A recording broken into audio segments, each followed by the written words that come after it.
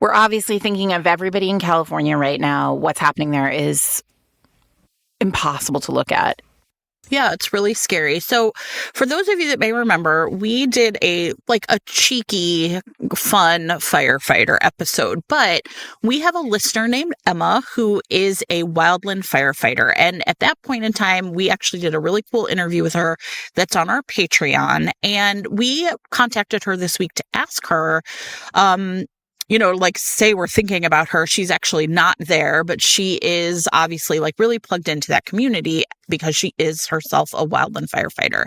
And we asked for some recommendations that we could share with you, not only for places that you might be able to donate, but also for information, because there is so much misinformation that is going around. And that is obviously a real concern to her. And so she has a couple of suggestions for us all that we can check out. So if you are on Instagram, you should follow the Grassroots Wildland Firefighter page. This is the main social media outreach for that organization, and it's made up of retired female firefighters advocating for pay raises, increased healthcare coverage, compensation, etc. And they just have tons of great information. If you are looking to donate, another good place is the Wildland Firefighter Foundation. They use the money to cover both medical bills and funeral bills for deceased firefighters. And this is an organization that Emma is really familiar with and knows that they do great work. If you are looking for information, she suggests going to INCI-Web, that's INCI web, all together. They have national situation reporting that will update daily with official updates gathered by firefighting personnel rather than sort of social media bullshit, frankly. So we will keep that information coming. Emma's going to share more resources with us. But if you right now are kind of what do I do? Who do I follow? That is information you can use straight from someone who is in the job of being a wildland firefighter. And then I just want to shout out a couple of other organizations that have come across my feed, knowledge, etc. I have said this before a million times, but World Central Kitchen is an absolutely incredible organization that mobilizes volunteers to feed both first responders and people impacted by events like this around the world. They are already in LA. This is Jose Andres' organization. We're going to put a link to World Central Kitchen there. They have food trucks and food up and running, and did immediately as soon as the fire started. There's an organization called Baby to Baby in LA that's distributing essential items to families that have lost everything: diapers, clothing, basic needs to children. If you are a pet person and looking for a way to help people who have housed their pets or and animals that are impacted by the fire, the Pasadena Humane Society is looking for emergency relief funds. So we'll put information there. And also, because we are book people, I want to shout out Octavia's Bookshelf, which is an independent bookstore in Pasadena that is obviously, everybody there is so impacted. But they have mounted a mutual aid pit stop with food and supplies, and they are raising money to continually fund people in Pasadena affected by the fires. So, and then of course the Rip Bodice is staying open. They are offering Wi-Fi and food and period products and anything to anybody who can get there. So if you can always support the Rip Bodice. So we'll keep you updated if we find out more information, but just know that, well, this is how we get through together. So on with the episode, everybody. We are doing something really fun today. And that is that we are going to be, and that's why, listen, there's no time for banter, Sarah, because we have 700 books to talk about. I know. I feel like we're on it's like a rapid fire today. Welcome, everybody, to Fated Mates. That's all we could say. We're not even introducing ourselves. Introduce yourself, please. I'm Sarah McLean. I read romance novels, and I write them. And I'm Jennifer Prokop, romance reader and editor. And what we're going to be doing today is we're committed to doing this because we've done it a few times and like weren't really super we weren't as great about it as we should have been, but it is essentially one of these preview episodes where we are going to talk about books that are coming out in January, February, and March. So the idea is to do this episode like 4 times a year, right? And the whole point is sort of discoverability. So we think that these are books that we are excited to read, but these are also a lot of them books we have not read. So unlike most episodes where we are talking about books we are familiar with and we've read, even if it's a long time ago, a lot of these books are instead books where I was like, this just looks good. I'm excited for reading it. We think you'll be excited for reading it. I have a whole list on my my sheet that are books I am reading because of their cover. Well, that's nice. I'm fully judging some of these books by their cover. I support you. So. Now, let us say a couple other things. Because of the way this works, right, which is we are often trolling these 2 places that have like ARCs, which is advanced reading copies, like digital ARCs. These are mostly going to be traditionally published books. So here's what that means. If you are a listener who is a writer and you have a self-published book coming out in April or the rest of the year, the way to like get on this episode is to email us, right? No, Jen, I put together a Google form. You did. Look at us. We discussed it, but I didn't know if it was going to happen. All right, so look at us. We have a Google form. Yeah, and we'll put it in show notes. Maybe in your special podcasting app, you can click on the chapter title right now to be taken to fill out the form, but maybe not. Yeah, who knows? So I would say go to show notes. But in show notes and on our, our social media, Blue Sky social media world, we will the post Blue Threads a link. gram. Right. We'll post a link, and we can discuss this now publicly. I think we're going to leave it public. Yeah. You won't be able to edit the document or anything, but we'll make the document public so that readers can also go see. Yes. What kind of, some of these debut books. So if you have a book coming out between April and January 1st, we want to hear about it. Yeah. And I would say, here's the other thing. If you are a reader and you, there's a series you love and you know that the author is planning to have a release in that series and you want us to know about it, you can also fill it out essentially saying, here's a book that's coming out that I am excited about. We're not going to know if it's the author did it or you did it. Yep. And I think the goal here is that probably is the best, easiest way to kind of loop in the self-published people. Right. And if you're willing to share an early copy with us or share a copy with us, drop your email address and we'll email you. Yeah. And, as with always with these, no promises. We can't read everything. Sometimes we're just talking about books that look cool.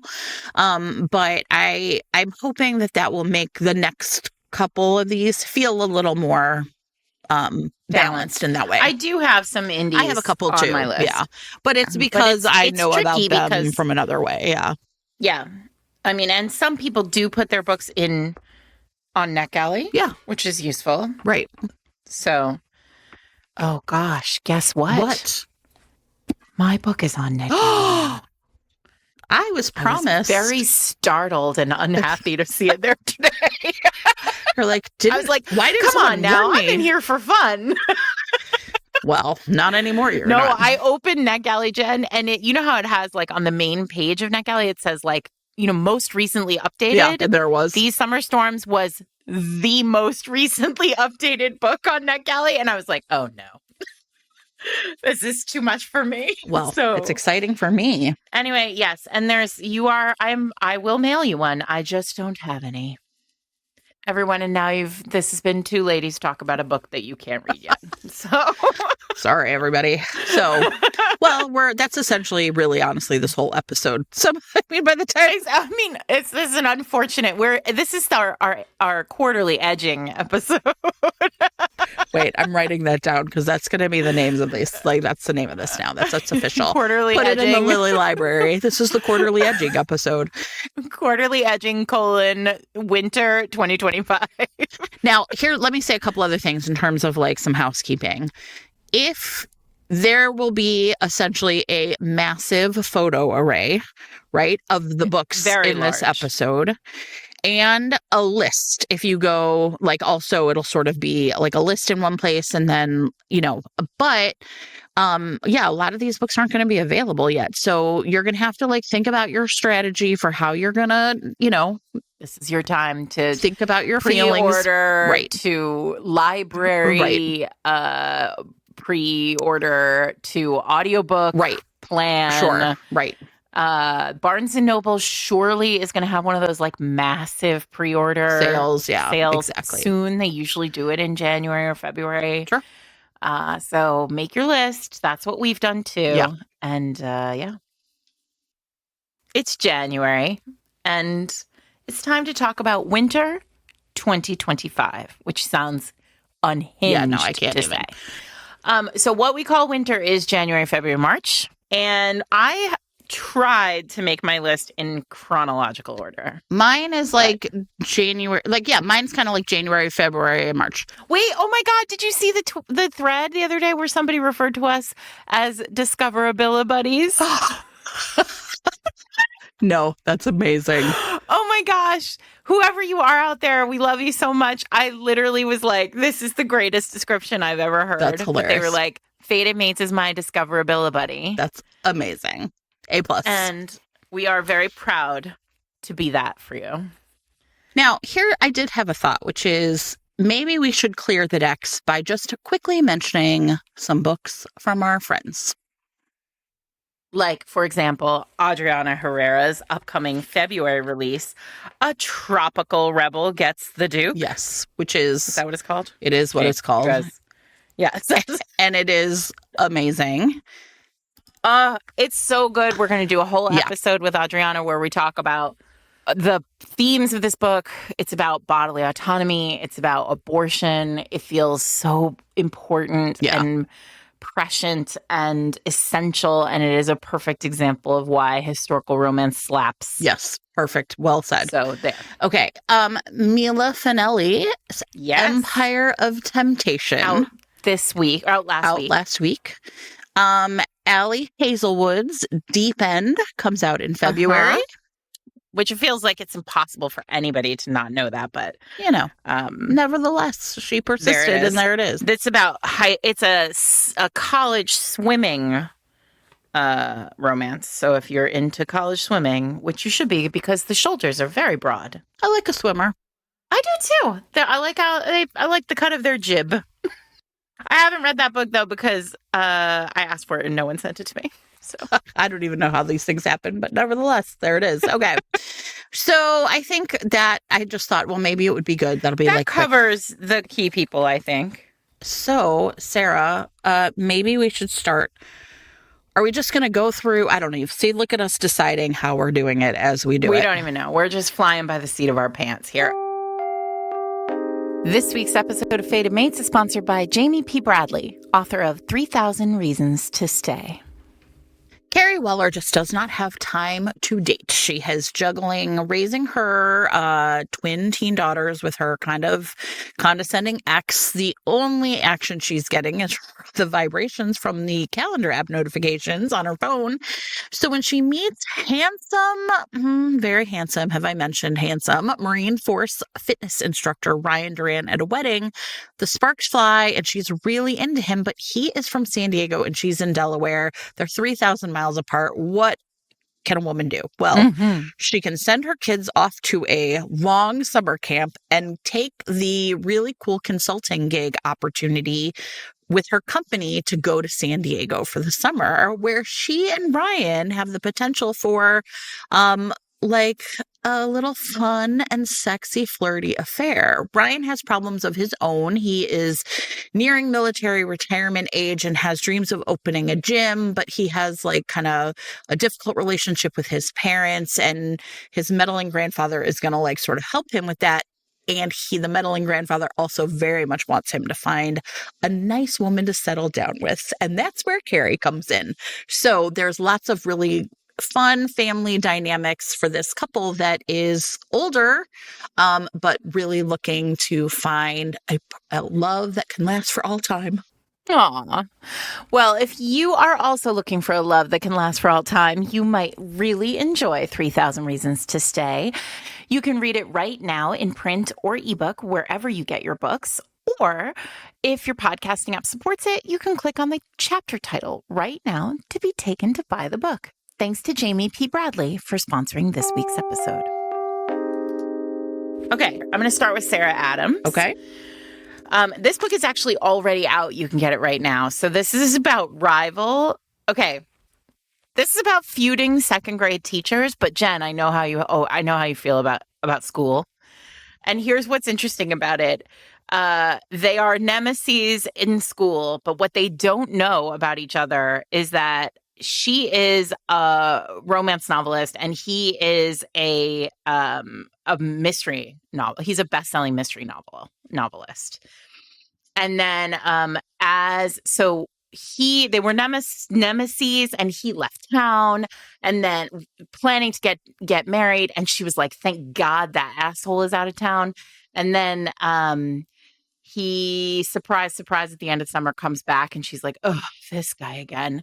But so they're kind of like at each other's throats, but she accidentally sends an email to their boss with her romance manuscript and like they have to get it back and he helps. And so they end up like being sort of frenemies and then falling for each other.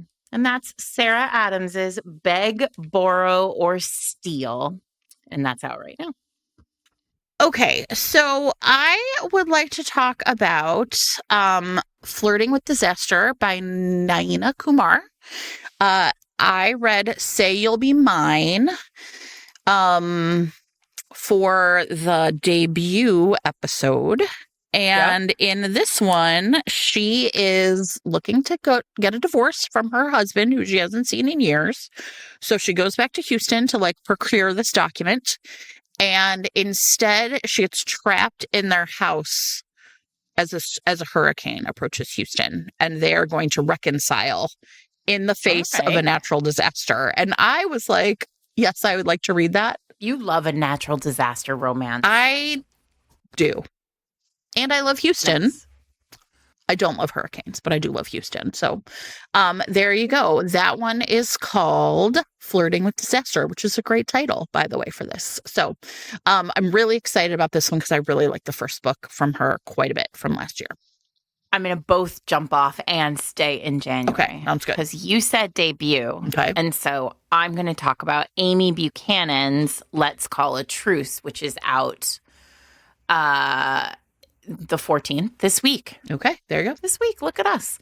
And so this one it's a debut romance. Again, enemies to lovers, and it sounds like real enemies. So the heroine is a widow. Her husband dies unexpectedly. She is left with 2 kids.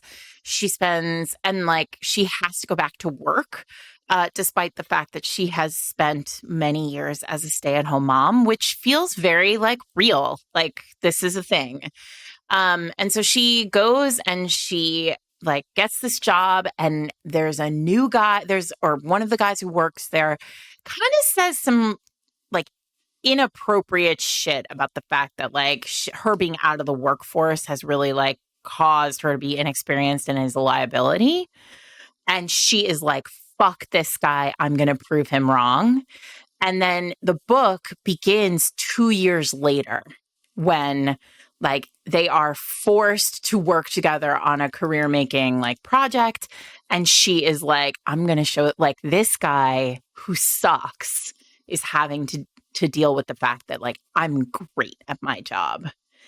And he has to, I hope at least that he will grovel hard and cold storage. Listen, I love any book that begins with 2 years of cold storage for an asshole. Amazing. Okay.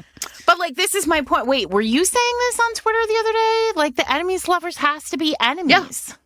Like, and so in contemporary, this is tricky because I think we're threading this needle of like, well, but he can't be too bad and he can't really say like terrible things. But like, no, let him be terrible and then redeem him for me. That's what I want. All right. Well, we're going to see how that goes then. That is Amy Buchanan's Let's Call a Truce. Okay, I think I'm going to do the same. Stick to January, but kind of have like a little bit of a bump. All right. So, and this actually might go to both these. So, in Book People by Jackie Ashenden, and everybody, I really like Jackie Ashenden. It's been a while since, I mean, she just like has been writing solid romances for a long time for me. It is an enemies to lovers where they, Another one. I know, own. I'm very excited about this. They own rival bookstores. She All opens a right. new genre bookstore. And he All right. owns the literary fiction bookstore across the Oh, street. he hates Yes. it. And I was like, I love it. So I was like really won over by that whole premise because I really like the idea. And I also think like two bookstores kind of be, you know, like I was like, it's called Book People. I'm a book person. It's about book people. I just was like, it speaks to me. So that's Book People by Jackie Ashenden and Enemies to Lovers about books. They probably live on social media street. Okay, I am going to go from books to movies. Okay. And I'm going to talk about Maureen Lee Lenker's His Girl Hollywood, which comes out this week, also big week for books. Yeah. So Maureen's books writes historical set in 1930s in Hollywood. And the heroine of this book, Arlene, has always dreamed of being a movie director. And she finally gets her shot, which is like super rare in 1930s Hollywood, right? But she discovers that she has been assigned the leading man, the sort of hero of the movie, is none other than Don Lamont, who was once Don Lazzarini, Arlene's next door neighbor growing up.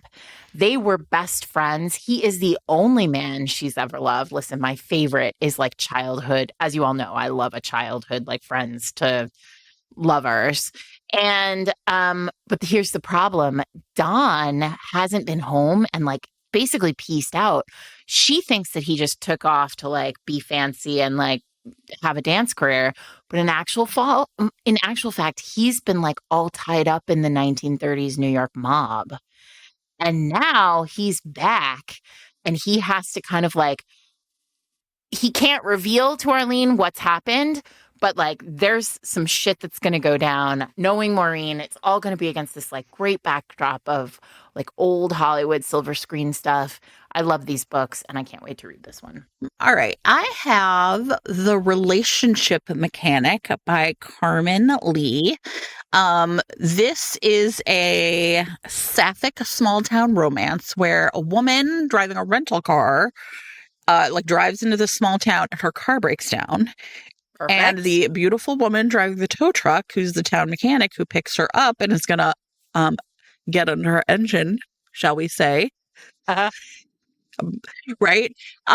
You know, so these two, the thing that's really interesting though is unlike many a small town romance, the first I'm sorry, I like wrote myself these plot notes and realized I did not write a single character's name. Sorry for all of my notes. I mean, because that's on brand for us. Let's be clear. I mean, I haven't even read it yet. How can I know this name? So big city lady with the rental car does not want to live in a small town.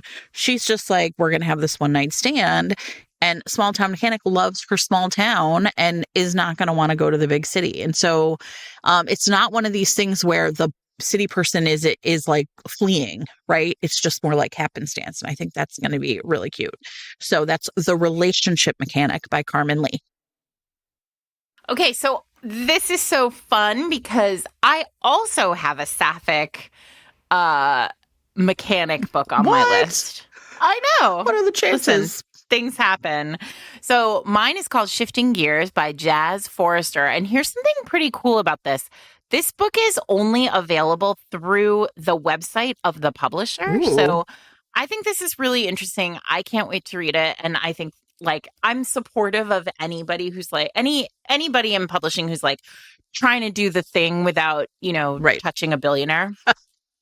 So anyway, so Eleanor Cromwell is in rural Canada and she is planning, she's doing a real estate development. But the problem is that all the locals like low. She works for her father's company, and they all hate it. And she is trying to get this job sort of sorted and this project done without anybody realizing that she is his daughter, and she's like involved in this. So she's like hiding in rural Canada, and her car breaks down. And there she meets Danny Cooper, this like very laid back, flannel wearing, like hot lady mechanic. And they have this like whirlwind summer fling. But the problem is that Eleanor's hiding from everything from all of these small town people. And Danny is like a cornerstone of this small town. So Nice. that is Shifting Gears. It's by Jazz Forrester. And make sure when you check show notes, you won't be able to find that one on Amazon. The link will be in show notes. Perfect. Okay. You said touching a billionaire, so I am going to talk about a book where someone touches a billionaire. Yeah, only in maybe a better way, which is I'm going to talk about She Doesn't Have a Clue by Jenny Elder Moak. And in this book, the main character is Kate. She's an author, and she is going to a fancy wedding at on a private island in like the Puget Sound. So like in, whatever those islands are, the San Juan Islands. And on the way, she is essentially on like the private like yacht that's taking them from the mainland there. She like runs into her old like friend. They parted on some kind of bad terms, but once they get to the island, there's a dead body. And so Kate, who is a mystery writer, is like and with her old friend / wannabe boyfriend are going to have to like solve a real murder mystery on the island, like where this like fancy wedding is taking place. So like real like, whatever those vibes are from Agatha Christie, right? Where like everyone's trapped together and someone's a killer. Sure. All right. Okay, so I'm going to stay in suspense world. Okay. And talk about a new Jill Shalvis book, which is out January 21st, called Better Than Friends. Okay. And everybody knows I think Jill's books are so great in the sense of like, when you just want a romance that hits and goes down real easy, Jill Shalvis is the writer for you. So in this one, it's old. They are exes, and Olive, our heroine, her parents who live off the grid have gone missing. And she really doesn't have, like, she can't get anybody to pay attention. So she has no choice but to like seek out an old ex. And the only person she's ever really trusted, Noah, who is a special investigative agent for the National Park Service. Ooh. And he reluctantly agrees to help Olive, because he's like recuperating at home from like an injury, and his family is lovely, but like just all over him, and he wants to get out of there. But he's like, all right, I'm going to go and I'm going to help Olive, but we're not going to get involved again. He cannot fall for her again. Classic. Sure. What a big dummy. And now they're like off in a forced proximity romance, searching for Olive's family, possibly in danger, and definitely falling back in love. So that is Jill Shalvis's Better Than Friends. Okay, I'm going to talk about The Naked Truth by Sandy Lowe. I'm not sure how it connects to that. I just want to talk about it because it sounds amazing. This is another sapphic romance where, so one of our heroines has signed up to be a participant where the study is about your sexual fantasies. Ooh, and the other heroine is the PhD person doing the research. And so she has to confess and be honest about all of her fantasies with this woman who is like, she's worried, of course, is just going to be like judging her and like going in on like, right. So this just sounds super sexy and like probably a little transgressive, right? Like if you're running a study, like what would it be like if you were finding yourself really attracted to one of the people in it? So I thought that sounded really good. The Naked Truth by Sandy Lowe. All right, I'm going to talk about Yin Yang Love Song by Lauren Kung Jessen. I loved her book, Lunar Love, which was set against Chinese New Year. And this new book is about an herbalist, a Chinese herbalist, Chrissy, who her family is like has a little bit of a curse. And she has decided that she has she never believed in this curse, but it's now like she's had her 9th breakup, and now everybody in the whole family is like, you're definitely a victim of the curse. She and her family run a special healing retreat for the brokenhearted, and when she gets there, she has this like run-in with a celebrity cellist and celebrity cellist and local bad boy is how he's described. I am not mad about it at all. And so basically what happens is they make a kind of deal that they will work together to like convince her aunties that they are that she is not in fact cursed. But of course this can't possibly work. Except I think maybe it does. So I think it's a really darling, I think her books are really darling. Like they're rom-com-y and the characters are also like charming and fun, and she's a delight. This week's episode of Fated Mates is brought to you by Jenny Barra, author of Mother Maker.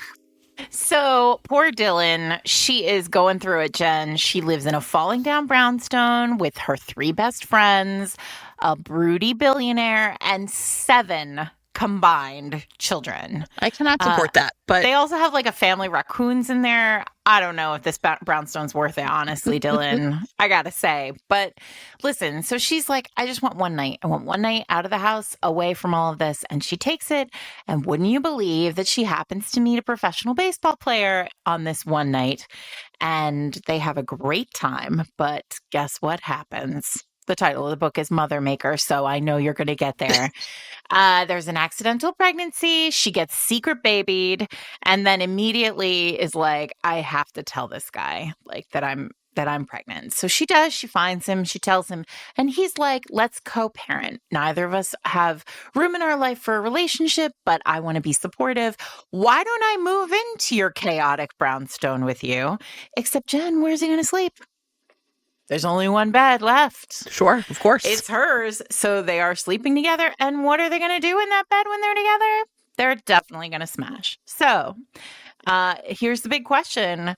Is this going to be a co-parenting thing, or is this going to be an actual relationship that ends with a happily ever after?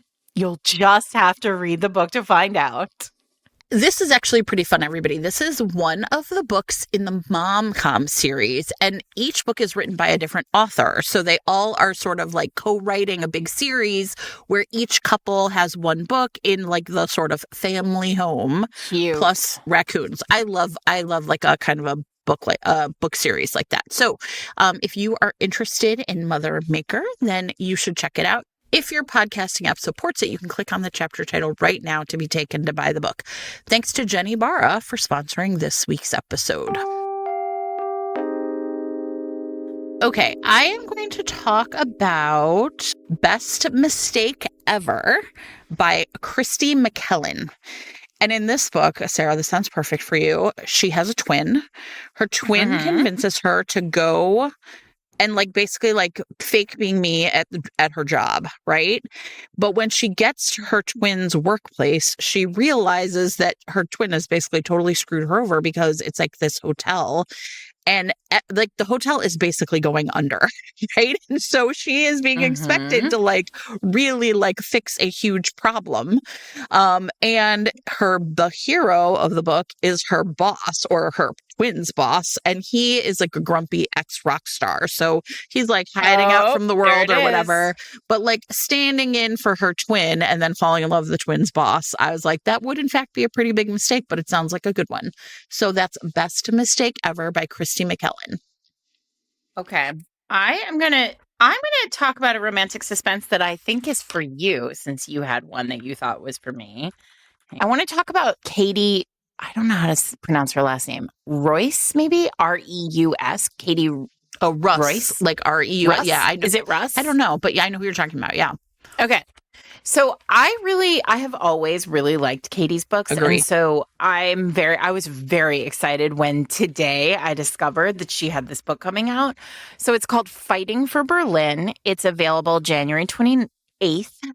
And here's the deal, Jen. So Berlin is the heroine. And after her parents die. I was like, the location of a very big wall. Fine. Okay. Oh, well, this is on brand for the episode. So her parents died, and her younger brothers and sisters, she was responsible for taking care of them. And now they're all in college. So she gets this new job for like Redemption Harbor Security, which is this is the thing that connects all the books, right? But she also plays like games online, like video games online. And when one of her online video game buddies goes missing, she gets worried, and then she basically like tries to find him using the like Redemption Harbor Security, name and all of their skills. So here's the deal, though. He was like playing video games, and she thought he was just like a normal person. But instead, Chance, has been working for a deadly biker gang to find out the truth about his own brother. I want it. Who is like in shenanigans. And when this lady turns up, like his online like friend turns up, and she's also super hot, by the way, he's like, oh, fuck. Now I have to protect her because the deadly biker gang is going to get her. Jen, you should just go down this book right now. I'm going to probably exactly do that. Okay. All right. So one of the things that this is like a little bit of a digression. So I know that we are not as great about pitching romanticises because it's just like not our thing. But I discovered that I have a like local friend that I knew from Chicago. Her name's Gabriella Guava on Instagram. And it turns out that she is like a huge romanticy person. And so I texted her today and I was like, hey, like what's coming out in the romanticy world so that we can just have like at least a couple good ones on the episode. And one of the ones she said is coming out in February is Immortal by Sue Lynn Tan. And this is essentially there's it's a romanticy where the untrustworthy yet magnetic god of war has to protect her kingdom. And I was like, the god of war is a woman. I'm in, right? So she essentially ascends to the throne after her grandfather dies, but she's then summoned to the immortal realm, and she has to form a tenuous alliance to safeguard her people. Oh, and he's the god of war, of course, right? And so anyway, together they are essentially gonna like work together. And I don't know, you said god of war. I love a warlord, so I thought that sounded really good. And that one actually is already out. Came out January 7th. So that's Immortal by Sue Lynn Tan. And it really has a lovely, lovely cover. It's gorgeous. Okay, so you're in fantasy, so that means I get to talk about paranormals. Perfect. Let's do it. I want to talk about Malcolm, which is a Kobo original by Margot Bond Collins. So you can get this only from Kobo, but you can download the Kobo app and like put it on your phone. You don't have to have a Kobo to read Kobo books. So since they were children, Malcolm and Larissa have been rivals. They just are in constant competition. They are both part of a wolf pack. This is a shifter romance. And since birth, they have vied for like best student, best hunter, best fighter, like best. He's super strong. She's super smart. They are very good opponents, but imagine if they worked together. Ooh. Okay, but here's the deal. So now there is a power vacuum in the pack, and they need to choose a new alpha. And Malcolm and Larissa are both vying for the job. Nice. So what I love about this, I immediately downloaded this when I heard about it, because what I love about this is it's it's very rare that you find a shifter romance where like the alpha might be a woman. Yeah, I love it. That's amazing. And so I'm into this. I'm looking forward to reading it. And who doesn't love a like wolf shifter book? I love a wolf shifter book. Okay. All right. I'm going to talk about Unromanced by Erin Connor. This sounds like it has a really cute premise. It's like things we've talked about or you've heard of before, which is she's a romance novelist and he is like she's a romance novelist. He's a TV star who has just been dumped a million times. And he is like, I need to get over being in love and falling in love so easily. And so he hires her essentially to like run him through the romance trope so he will like know what to avoid. Oh my God, adorable. Right? Which is like a very, very cute premise. So I love a book where it's not just like, he's a thriller writer, she's a romance writer, whatever, right? So I thought that was just like a really fun twist on it. So he's essentially going to tap her knowledge so he can avoid being lovelorn in the future. So cute. Isn't that cute? I just want to say, and I like this is a cheat because I should have said it at the beginning. Loretta Chase has a new book out in January. It's called My Inconvenient Duke. It is, what else do you need to know? It's Loretta Chase. It's a brother's best friend, second chance. She is desperately in need of a husband because her brother is going to get himself killed and leave the dukedom and her dowry and her entire future in the hands of their repellent cousin. And she needs somebody to help immediately.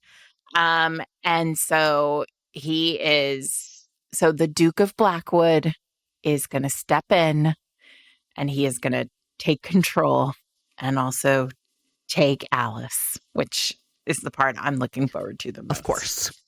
Okay, I'm going to talk about 3,000 Reasons to Wait by Jamie P. Bradley. This is a military romance that is not like propaganda, essentially. So that's just like his job. And Ryan is like close to retirement, but he has had really difficult relations with his parents ever since he enlisted. So he is like really looking at like what he's going to do after he gets out of the Marines, and he wants to like open his own gym that will help like veterans essentially, like, that are like experiencing health issues or, like sort of disabilities. And Carrie is a single mom whose twins go off to like soccer camp. And she goes to like essentially is transferred to San Diego for the summer, like for that length of time. And they like meet each other and fall in love. And it's just like a great contemporary romance. I don't have a connection, but I want to talk about a book that I fully downloaded because of the cover, and now I'm very excited about talking about. So I want to talk about Strike and Burn by Taylor Hutton, also on my list. Is out yes, January 28th, because the cover's great. It's a great cover. Yeah, it really is. So it's matches in the shape of a heart. Yeah. It's great. So Honor Stone, this is a romantic thriller. Honor Stone has no family, no money, no future, and her twin sister has been murdered, and her identical twin sister has been murdered. And she is in the morgue and runs into in the morgue. How is this going to happen? This like drop dead gorgeous, very, very, very wealthy billionaire named Strike Madden. What a name. Who she can't really get a handle on because, why is a handsome billionaire? Why handsome billionaire? But also, why handsome billionaire in morgue? I think is probably the bigger question. Many questions. But Strike does not have any questions except, hey, Honor, would you please come and work with me as an artist and spearhead my carefully curated erotic animation studio? Sure. And she's like, okay, well, that sounds hot and like a good job. She doesn't have any money. She needs the money. Here's the problem. Her identical twin's obsessive killer is still on the run. And all of a sudden, the killer realizes there's a second one. And so the killer comes after Honor. Strike and Honor have to like keep her safe. And I like the line, he will stop at nothing to protect her, including uncovering his own bone-chilling demons. Ooh, I like bone chilling. And a beautifully broken dark side that doesn't scare honors. So this might be for the dark romance girlies. Maybe. I don't know. I haven't read it. I'm gonna. Okay. All right. I have one more January one, which is Into the Woods by Jenny Holiday. I that's love on a my Jenny list too. Holiday book. And in this one, we have a dance instructor, a dancer who essentially has this like great, like chill vibe gig at a summer camp where she's going to go and just like be outside and enjoy the great outdoors. Only downside is one of her fellow instructors is essentially a grumpy rock star whose band just broke up. And I don't know, probably there'll be s'mores. Maybe people will get sticky. This week's episode of Fated Mates is brought to you by 1001 Dark Nights, publishers of Love Rekindled, a second chance romance collection. This is so cool. This is what I want from like every publisher. Okay, so the premise here is that they have 5 terrific second chance love stories, and they have bundled them all up into a collection. So you just pay one time, you get 5 books. The deal is great, and you learn. If you are a second chance romance lover, you are going to love this one because it's got books in a bunch of different subgenres. Alexander Ivy is writing We love here. her. Corrine Michaels. Kennedy Ryan's The Close-Up is in here, which is a crossover between the Hoops series and the Hollywood Renaissance series. Very cool. Sawyer Bennett, who you all know I think is great, is writing has a hockey book in here, Rafe, where he gets transferred back to his hometown team, and like the girl who got away is the heroine of that book. And then there's a Tessa Bailey novella in here too, Rough Rhythm. So you're going to spend basically nothing to get a big shot of joy on this one if you are a second chance romance lover. And I'm jealous of you. Okay, so if you are interested in checking out Love Rekindled, it is available in ebook and also will be available with your monthly subscription to Kindle Unlimited. It came out on January 14th, so you can just check it out right now. If your podcasting app supports it, you can click on the chapter title right now to be taken to buy the book. Thanks to 1001 Dark Nights for sponsoring this week's episode. So everybody, we are going to talk about historicals on an episode that is coming. So that is why we're not like doing a ton of historicals, but I do think it's important to talk about Jade Lee because I think Jade is one of the like... She's great. She's terrific. So her book coming out this week, January 16th. Look at us. Look at us. Another one you could just snatch up right now is called The Duke's Guide to Fake Courtship. And basically, here it is. Declan, our hero, has inherited a dukedom, and he freaking hates it. Like being a duke is not for him. But right now he is he's having to deal with like his cousin who's like after some like inappropriate woman. And so he decides he's going to get in there and he's going to stop this marriage. Except here's the problem. Once he meets Grace Richards, he discovers pretty quickly that like there's nothing inappropriate or reprehensible about this woman at all. She's beautiful and she's feisty and he's into her. The only problem is that she is the illegitimate daughter of an earl. She needs an advantageous marriage to protect her sister's futures. He's a handsome duke. It all seems like it would work out perfectly fine.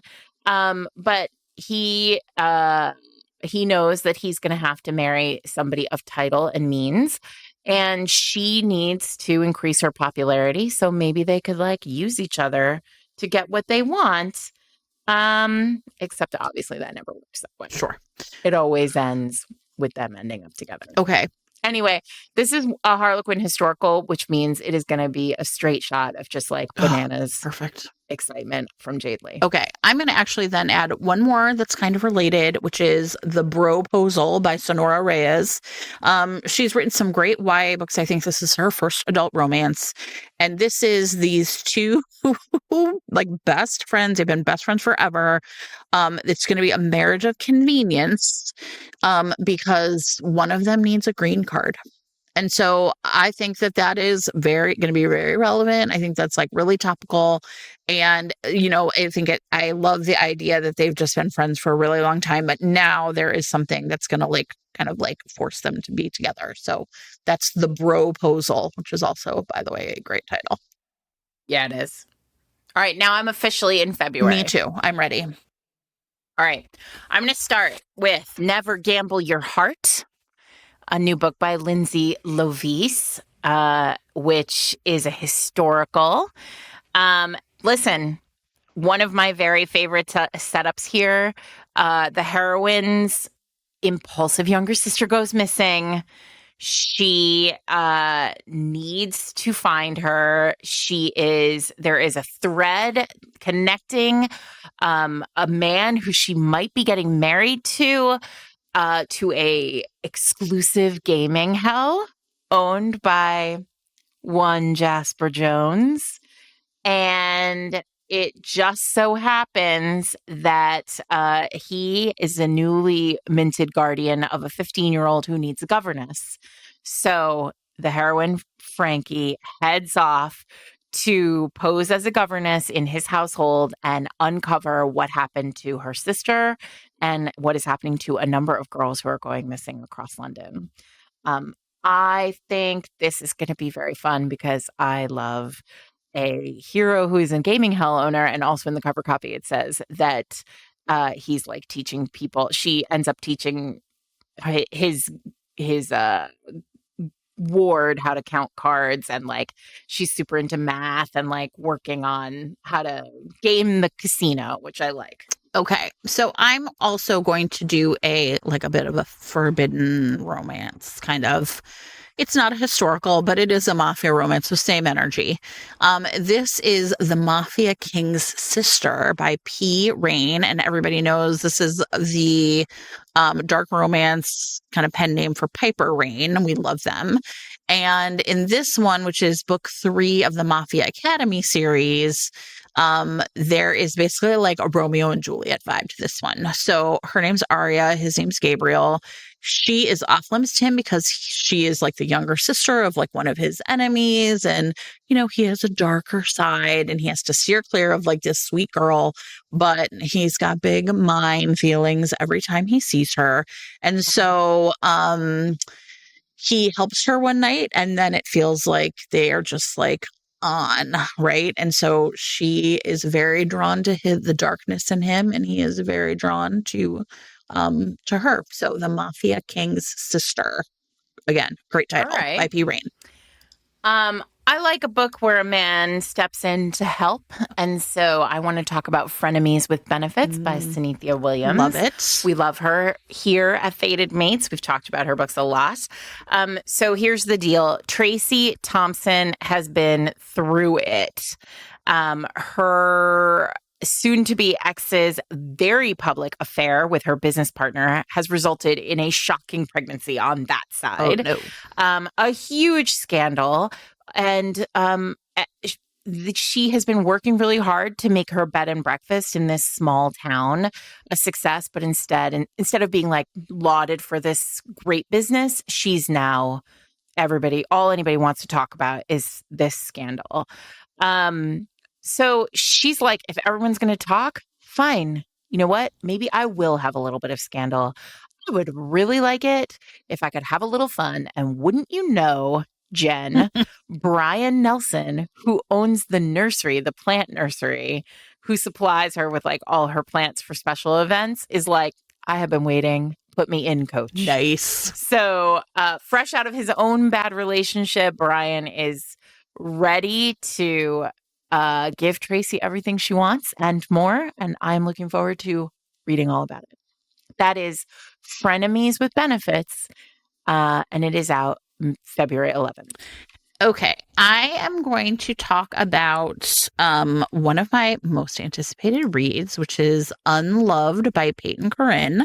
I really, again, I like reading those debuts has really come in clutch for me because um like this is I read Unsteady and really loved it for the debut episode. So in this one, we have Freddie, who is a like kind of like just like the wild man on the hockey team, falling in love with his tutor, his newly assigned tutor.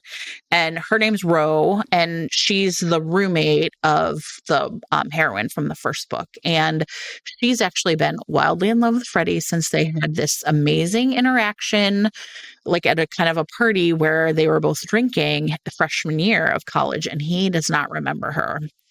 And then before this year starts, their seniors in college now. They have another kind of amazing night together where she's drunk and can't remember. So both of them have like these memories of each other. But I think the thing about these books is they are super angsty. Like if you are just like, I would like to wallow in these people's feelings, then these books by Peyton Corinne are for you. And this one is called Unloved, and it comes out on February 4th. I have had BK Borison's First Time Caller on my desk for months because I love the idea of this. This is like really speaks to my love of like old Nora Ephron movies. So the premise is that the hero Aiden is the host of Baltimore's like romance hotline, where people call in. It's like a call-in radio show, and classic Sleepless in Seattle setup. A young girl calls into the station asking for dating advice for her mom. The interview goes viral, and the mom, who thought everything was totally fine, realizes that like all of Baltimore now is deeply invested in her love life. Amazing. So she and Aiden end up, having interactions that bring them closer and closer.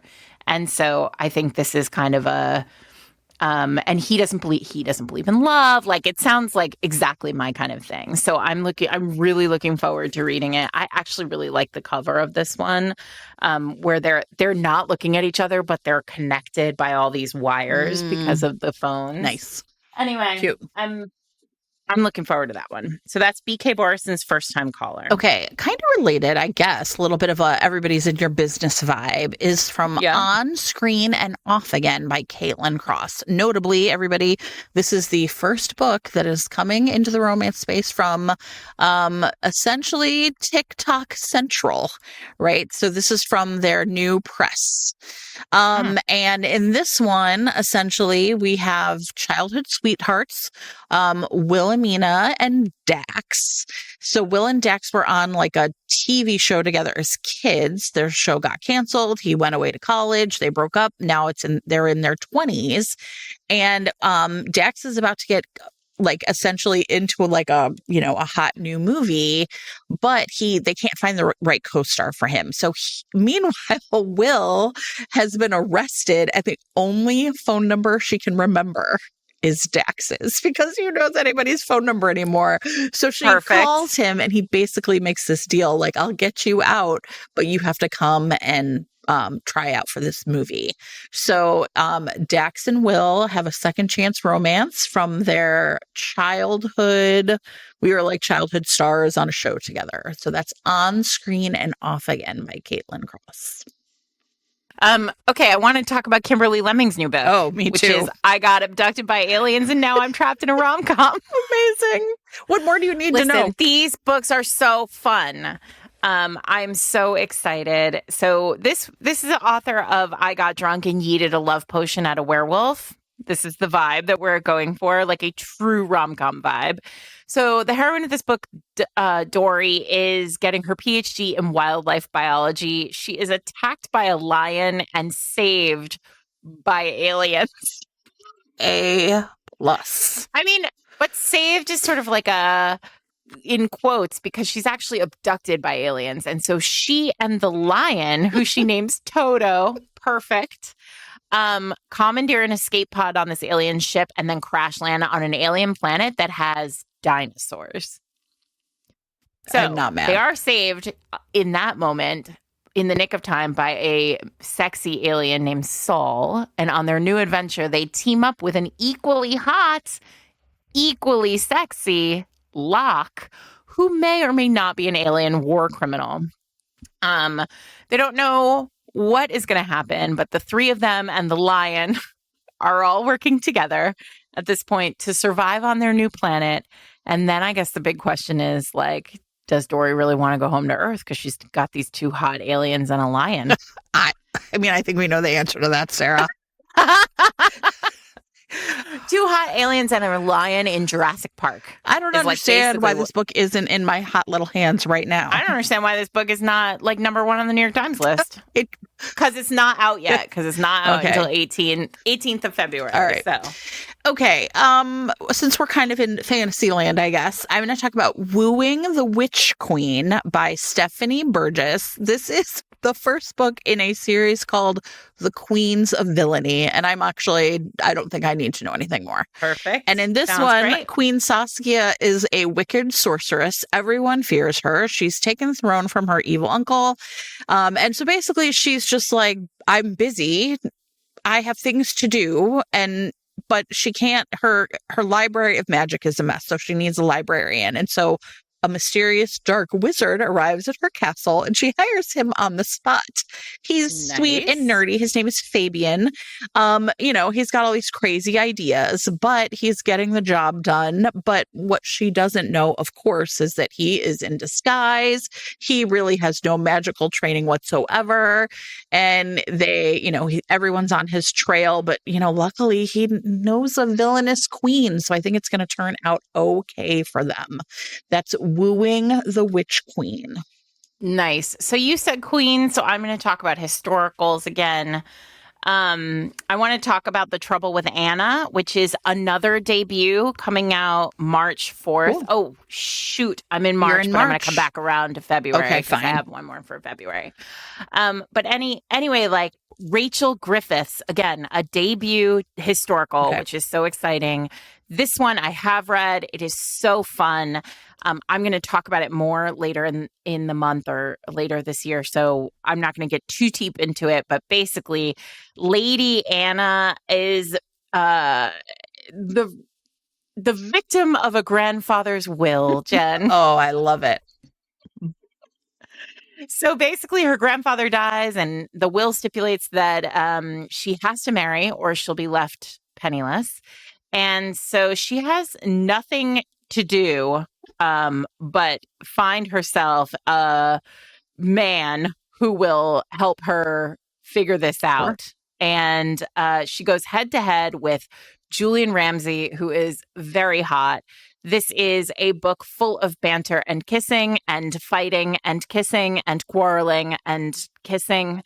And it's going to be a great ride for anybody who's looking for like a really bright, sparkling heroine who feels really modern and an arrogant lord who like you definitely just want to watch like be brought to his knees. I love it.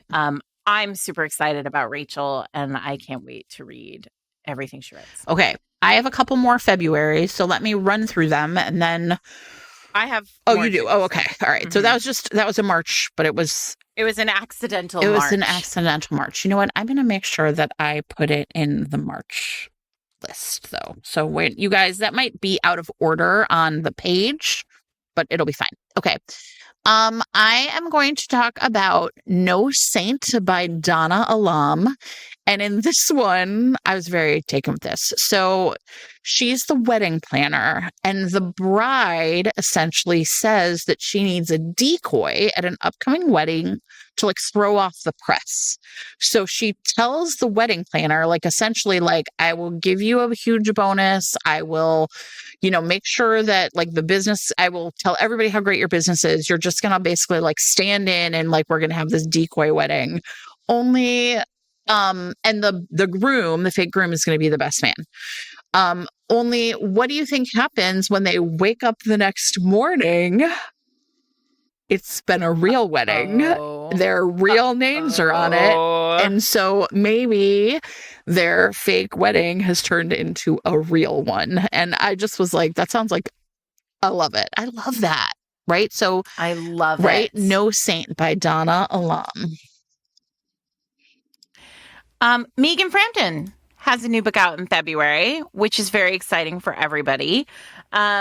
So it's called The Devil's Charm, and it's book one in a new series of Megan's called Heirs and Spares. Ooh, perfect. Perfect. I love it. Love it. So, okay, Lucian Blackwood is the second son of the Duke of Waxford, and basically he takes his job as spare very seriously in that he is extraordinarily willing to basically cat around London and seduce any woman interested in being seduced, win at every card table, and just look perfect at every possible angle. What he does not expect is to be at a wedding and accidentally meet and kiss a like incredibly compelling, beautiful woman. And what's even worse or better is that he happens to meet and kiss this incredible woman who is the daughter of his father's longtime enemy. And now the two of them have to work together because they're very into each other to heal the rift between their fathers. And then, get it done to themselves. I do know, everyone. I do know. Yeah, it's exciting. Diantha is the heroine, and she is initially very appalled that she would find such a... Yes, of course. That she would allow herself to be swept away in such a sin. Such a scandal by such a man. And then she's like, all right, cool. I'm maybe into this. Amazing. Okay, I am going to talk about The Love Lyric by Christina Forrest. In this one, Iris Green essentially fell in love with the love of her life, got married, had a baby, and became a widow all in 2 years. And so now she's still a very young woman. She's raising her 6-year-old by herself. She is has a great job at a beauty company when one night she meets a very handsome pop singer, an R&B singer named Angel Hughes. He's super successful, and he has just landed an ambassador, like a brand ambassador deal with her company.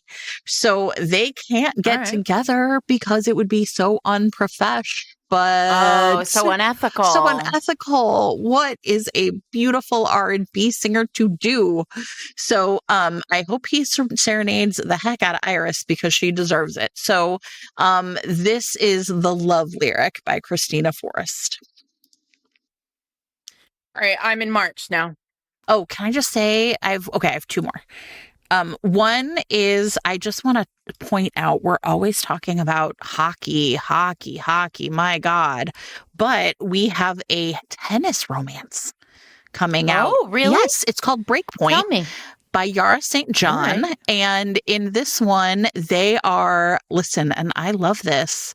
This is essentially like a second chance at love. So Tegan Williams, essentially her whole entire tennis career collapsed.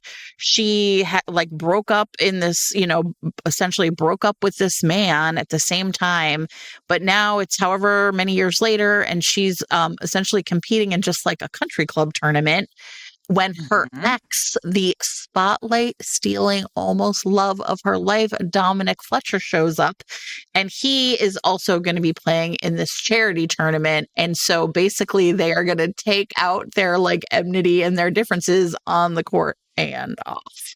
So, I Amazing. mean, tennis romance, I just feel like that's amazing. And so I was really excited to see that. So that's Breakpoint by Yara St. John. And then I just want to shout out, we talked back in the over 40 episode, we talked about Losing Sight by Tati Richardson, which is, I really loved. It's where the woman gets a pair of essentially magical glasses so she can see people's auras. Right. And Yep. she falls in love with the optometrist, even though she also, there's like all these other men who are kind of interested in her. And so she has to like really pick the right one with the help of these glasses. And another thing I really love about this book, and I'm not even sure I mentioned it, is that Tati has some like real good friends, and they are always like, it has like big Sex in the City or Girlfriends vibes, where she has like, I mean, all of the secondary characters in this book are just a real treat. So that one also comes out in February. That's Losing Sight by Tati Richardson. Okay, now we're in March. We are. I'm going to start with YA. Okay. For those of you looking for like a great YA for the YAs in your life, why not try Take a Chance on Me by Elizabeth Eulberg. Evie, the main character of this one, is heartbroken when a video of her confronting her cheating ex-boyfriend goes viral. And so she has no choice but to flee to London for summer vacation, where she loves everything. She's obsessed with all of the London of it all. Listen, that's fully relatable, Evie.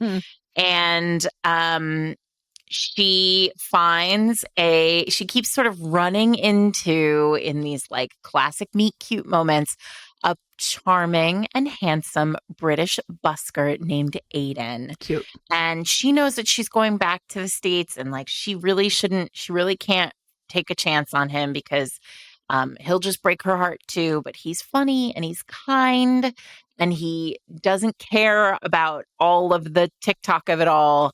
But it's one of these very cute, like coming of age story.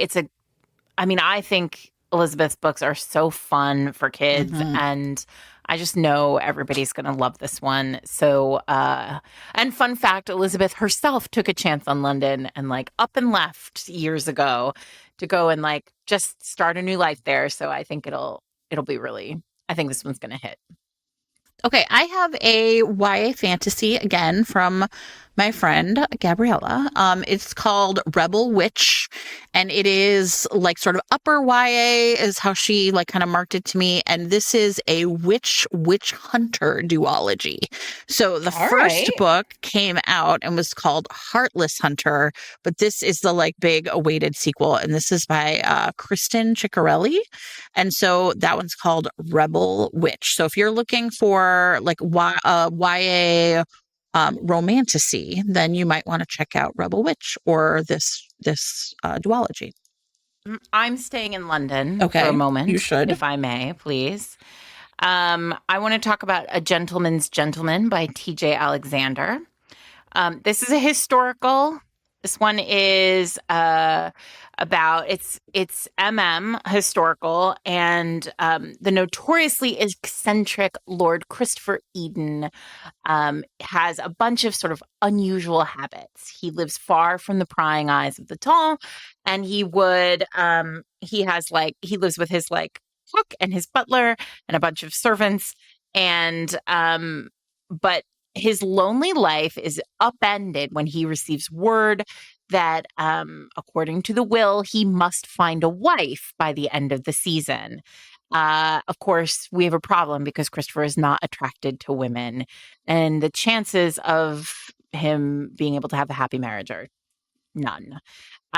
Enter James Harding, his new distractingly handsome valet, and the two of them have struck up a fragile kind of friendship, and they have clear feelings for each other, and there's a kind of like back and forth dance between them that is doomed, right? I mean, Christopher has to marry, and they are keeping secrets, and this is a very kind of slow burn, really like it's going to, I think this one will be a really like beautiful book that is going to be remembered for a long time. Okay, you said England, but how about Nova Scotia? They're basically the same. There, I mean, 6 of 1. Yeah, exactly. The Shots You Take by Rachel Reed. Everyone loves a Rachel Reed book. So this is two ex-teammates and former best friends with benefits, Riley Tuck and Adam Shepard. And essentially what happens is Riley had sort of has like left hockey and his broken heart behind him, but then Adam essentially shows up in this tiny town of Avery River, Nova Scotia, kind of hoping that maybe he can win Riley back. Unfortunately, he is a huge hockey star, and so everyone in town is like knows exactly who they are and what's going on. And so they're gonna have to there's like a second chance hockey romance. So that's The Shots You Take by Rachel Reed. Okay, I'm gonna go from sports to celebrity because Sure. why not? I want to talk about 1 in a Million by Beverly Kendall. So the our main character Whitney is a huge celebrity. She has 4 Grammys, she has an Oscar, she's got a $1 billion clothing line. Her career is just off the charts. And everything seems to be going okay. She has a plan. She's sticking to it. She's going to become a superstar. And then in a few years, she's going to settle down. She's going to marry somebody. She's going to have kids.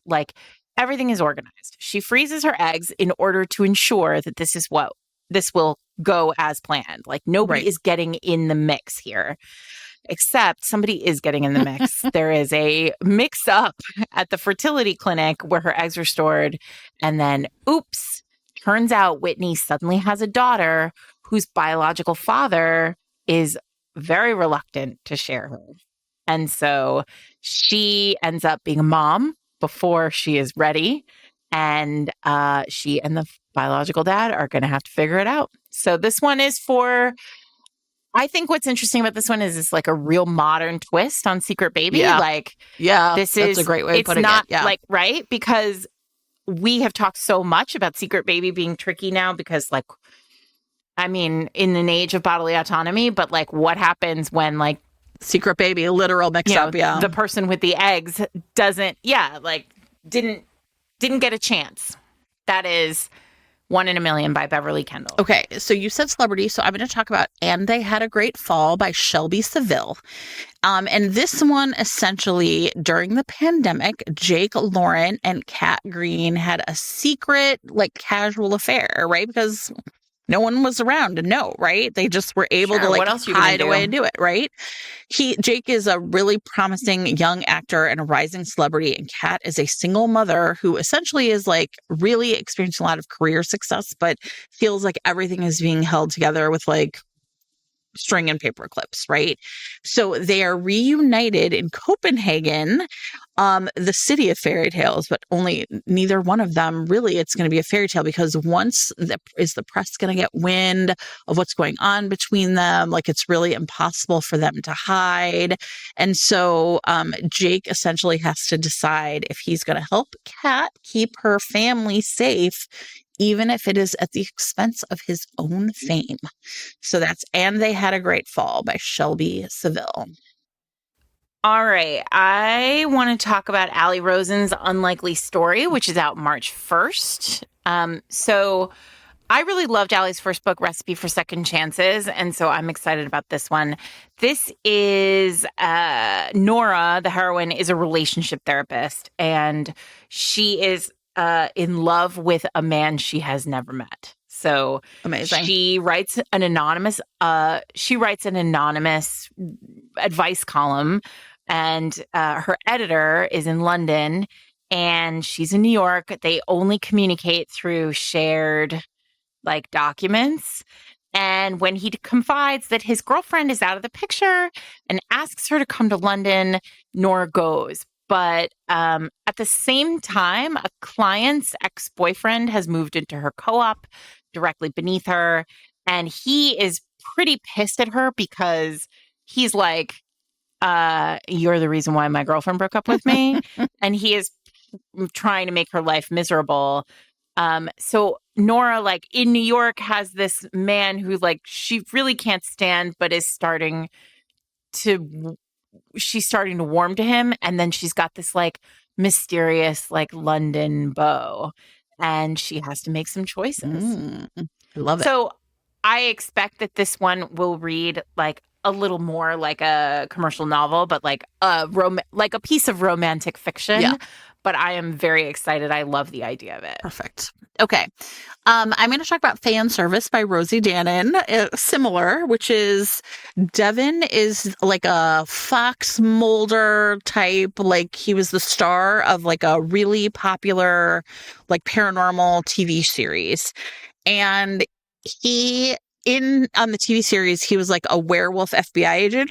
And in the book, Devin, who is like a washed up actor now, and everyone thinks he's kind of pathetic because he just has never been able to have a hit like that again. And he's like trying to like kind of make it come back. Actually, literally transforms into a werewolf, but he's kind of a himbo and he doesn't know what to do about it. So he does a bunch of internet research and ends up reaching out inadvertently to the woman who used to run his fan club online asking for help. And she realizes that like he thinks she actually knows stuff about werewolves. Nice. And Perfect. so he comes to her small town in Florida and like kind of through like, and she just thinks it's, she's like, what is going on? It just is all like this totally over the top look at like fandom. And then like, what would happen if the paranormal like world of your show, in his case, and of the fandom she loved in hers actually came true? So that's Fan Service by Rosie Danon. I want to talk about this. I don't even know. I'm very into the idea of this book. This is actually I downloaded this today, and I think this is the book I'm going to read tonight. I want to talk about The Big Fix by Holly James. So this is billed as a romantic action adventure, and everybody knows that that's all I need to sign me up, right? It's beautiful people blowing things up.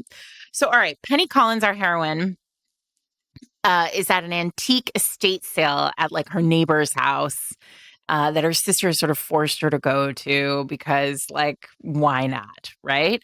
So she's rummaging through these like antiques. She gets into an argument about candlesticks with the dead owner's nephew, Anthony. And then, surprise, surprise, a dead body tumbles out of the closet in the room that they are in. So she had this big plan. Like, Penny is like a very buttoned up, like organized person. Like, she had a plan to finalize tenure at the university where she is a computer science professor and like get her job in order and live her like very normal life. But instead, she's suddenly like on the run with Anthony, and they're like scaling walls and evading henchmen and like stabbing people. And like the wrong people have got it in their heads that she's Anthony's girlfriend, and in possession of like some like mysterious thing. And she suddenly like she is in danger, girl. And as for Anthony, he is a fixer. He has like this top secret job nobody knows about, and a recent fix recently went awry, and now this poor woman is in danger because of him, and so he feels very responsible for her safety.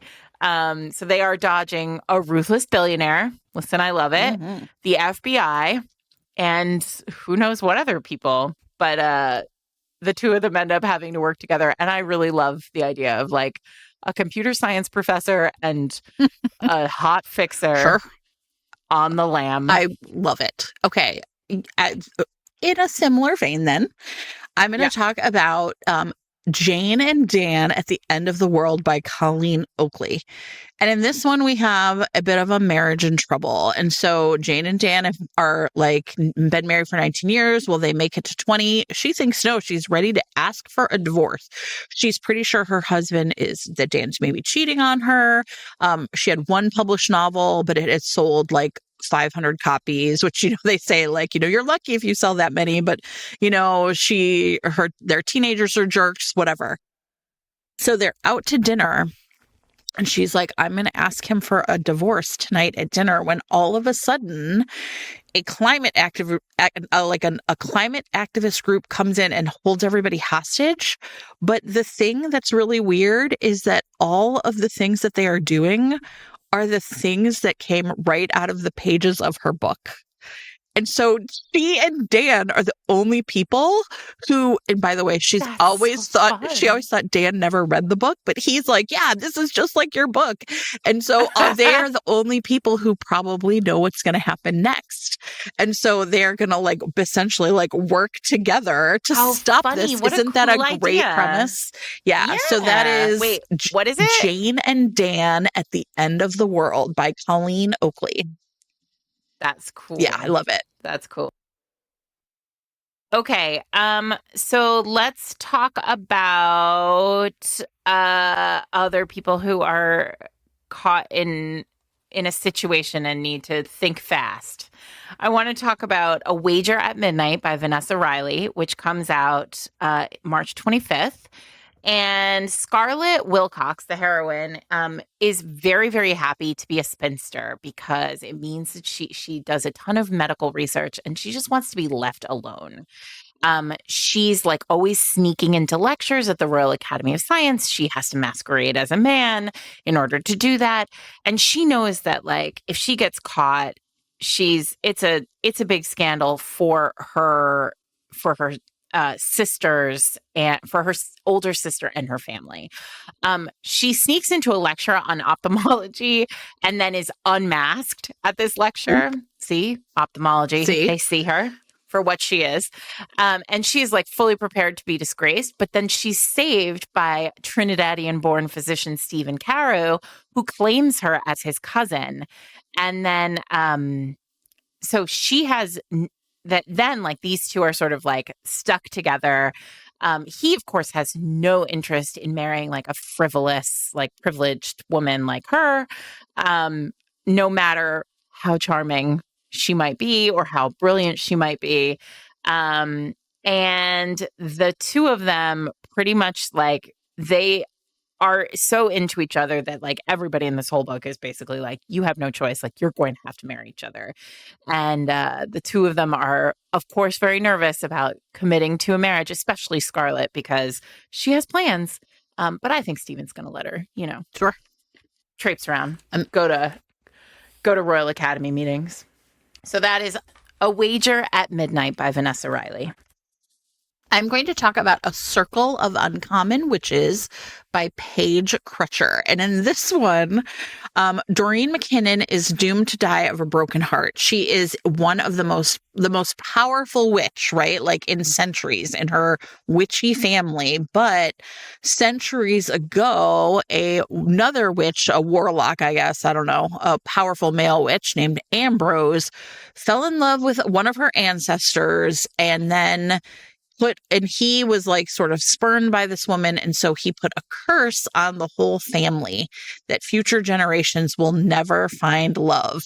But now Ambrose is still alive because he's a witch. And so he has been imprisoned by them. Did he curse himself? No, listen. No. Doreen is the 13th of the generation. And she's like, Ambrose, you got to help me break the curse that you, in fact, put on me. So essentially, of course, he's like, sure, I'll help you. But my real plan, of course, is vengeance. Right. And so, sure. But I just thought that was really again, a really clever, sort of trope. My family's been cursed, but the guy who cursed me is still alive because he's a witch. So I'm going to have them, they're going to work together, or are they, to break the curse, maybe fall in love. So that's A Circle of Uncommon Witches by Paige Crutcher. The next book in the Damsels of Discovery series by Elizabeth Everett is out in March 25th. This one sounds really good. What's the title? I knew you were going to ask me that. I'm sorry. People want to know. People need the titles for books. They do. Why? They do. I'm sorry to report. The Lady Sparks a Flame. A great title. Okay, so Lady Phoebe Hunt has been exiled to America. And listen, she made some bad decisions, and her family was like, get the fuck out. You're going to America where people who make bad decisions go. I mean, listen, we're living it. But her father dies, and he has a bunch of debt, and she has no choice but to go home to England, go back to England, and settle his estate. She's all that's left. Once she does that, she's going back to America because there is nothing for her in England. Here's the problem. Sam Fenley is like a classic romance hero. He was a shop boy and then became a very wealthy man. And the problem is that Sam he's only been able to travel so far, like get to a certain level because he doesn't have a title. So there are all sorts of places that he can't go and people he can't meet with and things he can't do because he doesn't have a title. He needs a title. He needs an estate, and he is willing to pay Phoebe basically to like buy the estate from her and like give her everything she needs to go back to America. The problem is that she thinks this is great, but once the plan is in motion, some threats from the past turn up on Phoebe's doorstep, and the two of them kind of have to work together and save her from what's to come.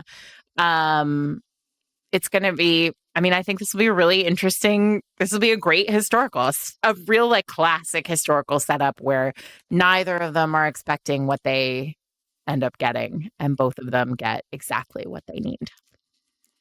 So that is The Lady Sparks a Flame by Elizabeth Everett. Okay, I'm going to talk about a sci-fi romance, not romantasy. And I love sci-fi.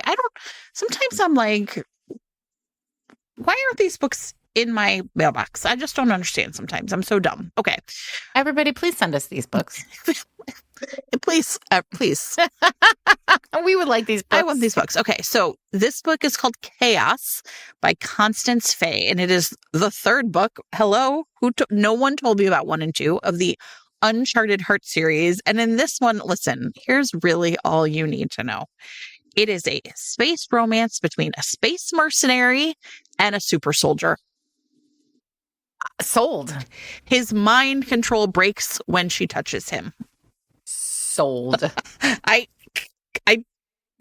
mean, mind control breaks when she touches him is like all I want. Yes. He is poison to everyone but her. Thank you. So that's it, right? Why aren't all books this? He has a chip in his head that turns him into a mindless killer, but then when she touches him, the chip becomes inert. Yeah, listen.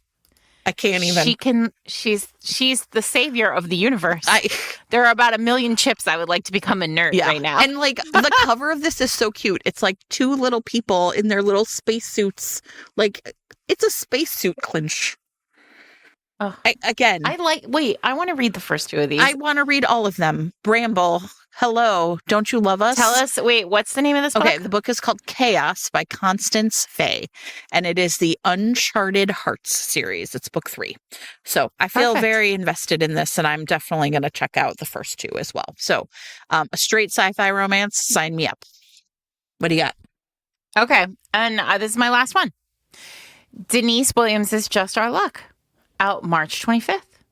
So Sybil Sweet is really down on her luck. She is pretty directionless.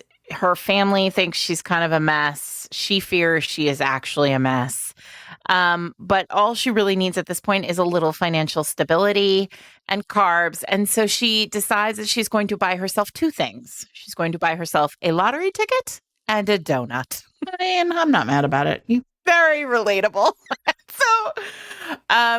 So she does just that. She buys herself a lottery ticket. She heads into the donut shop where a very dreamy Kieran Anderson, who had big dreams of his own, but ended up working in his family's bakery, is running the donut shop in the evening. He is tired. He is broke. And he is this donut shop is struggling.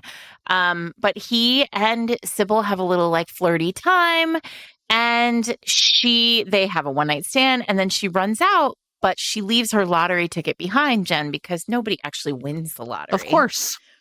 except she wins the lottery. And Kieran is like, oh shit, this lady left a winning lottery ticket here. And because he's a stand-up guy, he tries to find her. And what looks like a hugely romantic gesture goes immediately internet viral. Sales at the donut shop go through the roof. The donut shop becomes like completely, incredibly popular. And all he really wants to do is find this woman. So Amazing. he does. I know. Okay. So cute. What a cute meet cute. I love it. That is a really cute meet cute. Okay, I have a second chance romance called Something Cheeky from Tien Kim Lam. And in this one, we have Zoe Tran living her best life. She designs plus size lingerie at her own boutique. So she has experienced a lot of success in DC when her college best friend, Derek, re-enters her life and essentially offers her like her dream job, which is to be the costume designer for a show that he is putting on at a local theater. It's super high stakes though, because it is essentially a Cinderella retelling that has the first all Asian cast. And so if it's a hit, essentially they will be on the, like the train to Broadway. Okay. And so when they were back in college, Zoe ever only saw Derek as a friend, but he's been in love with her all along. And so he has come to her hoping not only to have her obviously amazing skilled talents for his production, but also to finally convince her that he is the one for her. So that's Something Cheeky. Love it. You do have one more to talk about, which is that Sarah Rash book with the St. Patrick's Day guy. Sarah, how you liked the Christmas, the Nightmare Before Christmas? Wait, is that out? Is the second one out? It comes out in March. It's called Go. What? Of course it does, because he's St. Patrick's Day. Oh my gosh. I've been waiting the whole time in March for you to talk about this. It up. Wait, how do I spell her last name? It's called Go Luck Yourself, Sarah. Go. Of course it is. Oh my gosh, you guys, I'm so excited. How do listen, here's my other thing. Bramble, where's my book? Bramble, don't you know about us? Have you not heard of us, Bramble? Oh my God, did you see it has green sprayed edges? The Christmas one had red ones, if you care about that kind of thing. Oh my God, you guys. All right. So I've been waiting the whole time. I was like, wait, I don't have any more. Here's what you don't know, because all right. So the premise of the Christmas one involved, I'm so excited. The premise of the Christmas one involved, like the hero and heroine of the Christmas one, she was Christmas and he was Halloween. Wait, wasn't it male?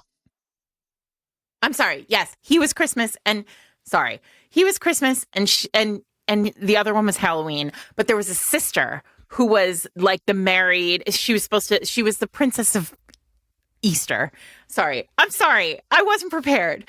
She was the princess of Easter and he was whatever. There was a brother, like basically, and there was this sort of question of like the Christmas brother and the princess of Easter were going, like, had a kind of thing, except by the end, it was clear that wasn't the case. Chris, who is the second brother of Christmas, Cole was the hero of the last book, but now there is Chris. Their dad is like having a crisis in the Caribbean. Cole is handling like all of Christmas, and Chris, something has happened and like somebody is stealing the joy from Christmas. Okay. And there is a single clue, Jen. Is it a shamrock? It is a shamrock. Or does someone dye the Chicago River green? No, they don't do that. So Chris is like, fuck shamrocks, fuck St. Patrick's Day. I'm going to go give St. Patrick's Day people a piece of my mind. But instead of so he decides he's going to go undercover to St. Patrick's Day. He's going to pretend he's an ambassador from Christmas to foster goodwill, but he's actually just going to go down there and like fuck some people up. Sure. Except when he gets down there, the Prince of St. Patrick's Day turns out to be a guy he knew back at Cambridge, and that they like basically so he's been like rivaling with this St. Patrick's Day guy for a long time, and he hates him. He's terrible. He's so infuriating. He's stubborn. He's loud. He's obstinate. He's super duper hot. And then he realizes, oh shit, I'm in it now because I think St. Patrick's Day is hot and they are the enemy. Amazing. Christmas versus St. Patrick's Day. I love it. Is what we are into now. And I am immediately going to get this. See, I was totally like, wait, why hasn't Sarah talked about this? I didn't know. See, this is what happens. Discoverability goes all the ways. Okay, I have one more then, so it's perfect. You're my discoverability. I was like, that St. Patrick's Day romance is coming. Okay. In Code Word Romance by Carly Walker, Max is just your average girl. She has, your average amount of soul-crushing debt, but she is also a dead ringer for Europe's youngest female prime minister. But someone's trying to assassinate this prime minister, of course. And so the CIA now approaches Max and basically is like, we're going to give you a bunch of money to pretend to be her, right? To essentially be, again, her decoy. On the prime minister's annual Italian vacation. So essentially, Max is going to get a free trip to the Amalfi Coast. Only problem, of course, is that she'll be beset upon by assassins. But Flynn, her CIA handler, is super hot. Now, do I have questions about why the CIA is involved with the prime minister? I do. But also, why? Romance reasons, I'm sure. Do you have questions about why Christmas and St. Patrick's Day are rivals? Come on. You just have to go with it, everybody. And so... Romance reasons. So Flynn, it turns out, has an unexpected history with Max, and he has been ordered by the CIA to stay in Max's suite to protect her. Oh, boy. There might be more than one bed in that suite, but I bet they will only use one of them. And that is Code Word Romance by Carly Walker. Love it. Love it. That's it, everybody. January, February, March. You're not going to have time to do anything else but read these books. I know. And we left out, I left out a number of books that I know I'm talking about. Same. Yeah. So, I mean, you're welcome, everybody, I guess. But listen, we need Discoverability buddies too. So it does go both ways. So fill out our Google form and tell us what else. And you know what? And so anything that's coming out this year that you're excited about, either because you wrote it or because you want to read it and you're waiting for it. And hopefully we can get at our next couple of episodes, have more indie self-help romance. That's the goal. But listen, there's always great books coming out. We just have to know where to look for them. I love it. I'm so excited for so many books coming up. These are my favorite episodes because they really give me an opportunity to really sit down and think, all right, What am I going to read? I'm so excited about all of them and also so angry I don't have this stack of books on my plate. I know. Also, don't forget, everybody, that if you're a debut author and this is on the list, you can tick a box that says, I am a debut author. Please do, so that we can give you extra love. And that's that for today. I'm Sarah McLean. I'm here with my friend Jen Prokop. We are Fated Mates. You can find us every Wednesday wherever you get your podcasts. You can also find our extensive show notes. This week, it's just going to be just pages and pages of book titles and authors and images at fatedmates.net. Just click on show notes and you'll get all the information there. Don't forget to fill out the form when you're there. Also, you can find us online at Blue Sky, Threads, and Instagram. Though, honestly, with social media, who knows? Evolving, who the hell knows where we are at any given point in time. We're here. And we're on our Discord. Every Wednesday we are. And if you want to hang out with us, which of course you do, we're fun. You can do that on our Discord, on the listener Discord, which you can access by joining our Patreon. For a small amount every month, you get an extra episode every month and also daily, 24-hour, 7-day a week, 365-day a year access to the brilliant minds on the Fated Mates Discord. They know way more about romance than we do, and they will answer all of your questions immediately. You can do that at fatedmates.net/Patreon. Other than that. Sarah, I have just one more thing to say, which is like my rough and dirty note-taking tells me we talked about Rough and dirty. 55. We talked about 55 books on today's episode, I think. So you're welcome. Listen, there's something there for everybody. We apologize if we missed your book. We'll get to it, I hope. Take care.